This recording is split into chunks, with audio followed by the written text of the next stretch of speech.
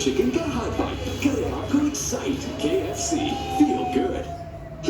शान मसाला लाए तो पास पड़ोसी जान गए कुछ लजीज पका है। शान पाया मसाले से बेहद मजेदार पाए आसानी से बनाए। शान खुशियाँ चख लो।